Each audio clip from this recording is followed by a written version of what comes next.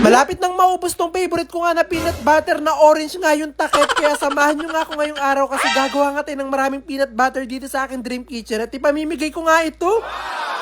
Sa dinami-dami nga na peanut butter nga sa buong mundo, talagang itong peanut butter na merong orange na takip ang pinaka-favorite ko. Kaya samahan nyo nga ako kasi gagawa tayo ng sobrang daming ganito. At para makagawa nga nun, syempre kailangan nga natin ng peanut. Kaya bumili nga ako ng isang sakong mani para nga talagang makagawa tayo ng marami. Hindi nga lang kasi para sa akin nga itong mga gagawin ko ang peanut butter kasi talagang ipamimigay din natin siya. Kapag nga kasi talagang bumibili kami ng pandesal nga sa mga bakery, talagang lagi ako nagpapasabay nga nitong peanut butter nga na orange nga yung takip kasi talagang sobrang sarap niya. Kaya grabe nga talaga yung excite ko ngayong araw kasi napakaraming favorite ko nga na peanut butter yung gagawin natin dito sa dream kitchen ko. At nung natapos ko na nga mailagay ngayong mani sa higanting bilao ko, yung maglalagay naman ako nitong fresh oil nga natin dito sa aking higanting kawa. Ito nga yung first time ko nga nagagawa nga ng peanut butter tapos ganito pa nga karami kaya talagang grabe yung kaba ko. At kaya nga po ang tawag ko po dito yung peanut butter na orange nga yung takip kasi talagang wala siyang permanent na pangalan. Kada bakery nga po kasi na makikita nyo nga ng ganito talagang iba-iba yung mga pangalan nila pero isa lang yung palatandaan nila yung orange na takip. At mabalik na nga po tayo dito, maya-maya nga lang din ay mainit na nga yung mantika kaya inumpisahan ko na nga rin na ilagay dito itong mga mani natin. Ito nga daw po kasi yung unang proseso para magawa nga yun ay kailangan muna natin siyang i-toast dito sa mantika. At talagang tinatansya-tansya ko nga lang po yung paglalagay ng mani dito sa ating oil kasi gusto ko po na maluto sila ng pantay-pantay. Hindi naman nga daw po mahirap nga gumawa ng ganong klaseng peanut butter kaya nga lang po siya mahirap nga dito sa akin kasi talagang marami yung gagawin natin. At para malaman ko nga po na okay na nga itong mani nga natin para gawing peanut butter, talagang tinitikman ko nga po siya kung okay na. At dahil sa tingin ko nga okay na nga itong unang nga natin sinalang kaya dali-dali ko na nga itong pinag-aahon. Ganun nga lang po yung ginawa ko nga po ng paulit-ulit hanggang maubos nga po natin lahat nga po na nandito nga sa aking higanting bilao. At matapos nga ang ilang oras, finally natapos na nga rin tayo sa pag-toast nga nitong mga mani kaya naman ilalagay na natin siya dito sa aking higanting kasirola. Diba? Puro higanti po yung mga gamit ko dito kasi higanti nga po itong dream kitchen ko. Sinalin ko nga lang po dito sa aking kasirola nga itong mga mani nga na niluto nga po natin tapos ilalagay ko na nga rin dito yung magpapasarap sa ating peanut butter. Ibinuhos ko na nga po dito itong napakarami nga nating powdered milk kasi ito nga daw talaga yung magpapasarap. At hindi nga po magiging peanut butter nga po itong ginagawa natin kung hindi po tayo maglalagay ng butter. Kaya maglalagay nga po tayo ng maraming butter. At ito nga po proseso ko nga po ng paggawa ko po ng peanut butter na may orange nga na takip. Pinapanood ko nga lang po ito. Kaya kung hindi po ganito yung proseso nyo ng paggawa nga na ito, pasensya na po. At dahil nga po napakainit pa nga po nito mga maninga natin, ito nga po yung magiging dahilan para matunaw nga itong mga butter nga po natin. Hinalo-halo ko nga po talaga ito ng malala para talaga yung mga nasa ilalim may malagyan nga rin ng butter. At ilalagay ko na nga rin po itong pinaka-importante ingredients nga natin na magpapasarap lalo sa ating peanut butter. Ito nga brown sugar. Napakarami ko nga pong nilagay nga po na ganito dahil nga marami nga po yung mga maninga natin para talagang balancing-balancing. At talagang napakarami nga nito magagawa nga natin peanut butter kaya talagang lalo nga ako na-excite. At maya-maya nga po nailagay ko na po lahat ng kailangan ilagay dito sa ating mani para maging masarap siya na peanut butter kaya umpisahan na po natin siyang gilingin. At dahil marami nga yung gagawin natin peanut butter kaya talagang marami nga yung gigilingin nga natin kaya sobrang habang proseso nga nito. Kaya hindi nga lang itong food processor nga namin ang gumigiling nga dito sa amin pati nga rin itong blender nga namin. At ang goal ko nga po dito sa akin peanut butter dapat yung itsura niya po ay talagang sobrang smooth. Kaya tinatagalan ko nga po talaga yung giling dito sa ginagawa nga natin peanut butter para talaga smooth siya. Talaga maganda yung texture niya. At maya-maya nga lang din nakagiling na nga kami dito ng isang batcha nga na peanut butter kaya mag-uumpisa na nga rin ako na maglagay dito sa mga lagayan nila. Hindi ko pa nga natitikman nga itong peanut butter nga na ginawa ko pero sa tingin ko yung masarap na nga to dahil sa amoy niya kasi talagang nakakataka. At sana nga talaga maging kalasan niya yung mga binibenta nga na ganitong klaseng mga peanut butter sa bakery. Minano-mano ko na nga lang ang pagsasalin dito sa lagayan nga nitong peanut butter kasi nga ito nga aming pinaka-imbudoy talagang sobrang laki. At mamaya nga lang din na hindi na nga ako nakatiis kaya kumuha na nga ako nitong tinapay para matikman ko na nga itong peanut butter na ginawa ko. At talaga naman sobrang gulat ko at saya dahil nga nung natikman ko nga siya talagang sobrang sarap. At talaga magiging bias na nga ako pero talaga mas nasarapan nga ako dito sa ginawa ko kaysa doon sa nabili ko. Hindi nga kasi siya sobrang tamis talagang tamang-tama nga lang siya sa tinapay. At dahil mamimigay nga ako nitong mga peanut butter na ginawa ko kaya kailangan nga meron itong partner kaya nag-order nga ako ng